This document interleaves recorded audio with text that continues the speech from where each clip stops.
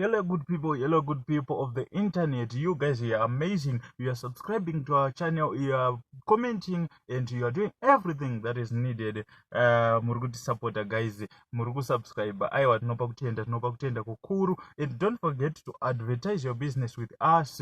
Mnongo tibata tutase tukitrai munyati wacho, tukitrai mdiginyira wacho wezinenge zvichipisa. Saka guys, pane latest yenda uyena yunasi and toda kuti muone, saka sikada kunyanya kupedza nguwa kana uri munyowani. Don't forget to join our family, and our family is growing, and ari pano atitukane tingori murudo. Thank you. Ndisinganyanya kupedza nguwa, watch the latest.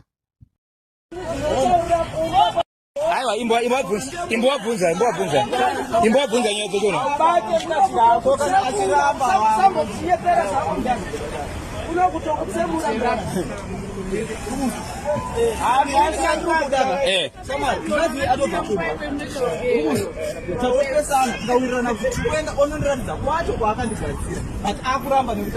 atobvuma kakugadzira abvuma ere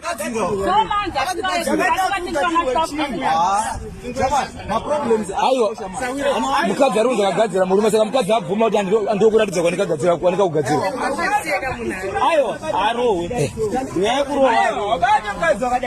wati mhosva inotaurirwa kumba mudara nerekaniteni butua wanzai kutaura nditore mavhidhiyo angu wanzai kutaura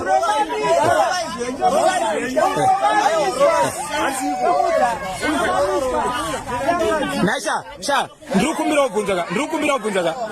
kumbira kubvunzaka dambudziko renyu nderei ini nemukadzi wangu tine mwana wani yes 4 months ago takaita problem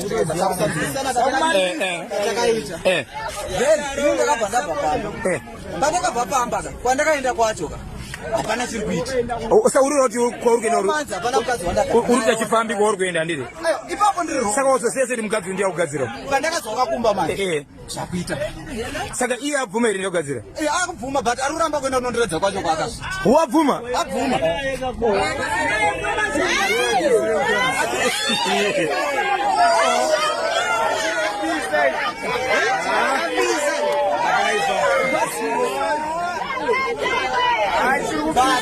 akuramba manje akuramba manje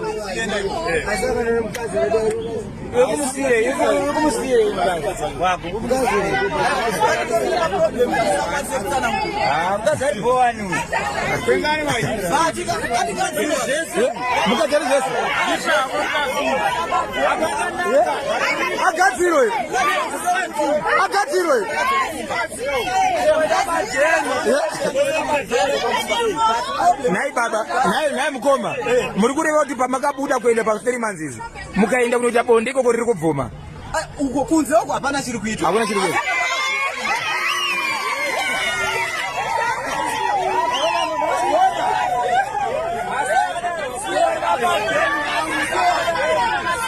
Saka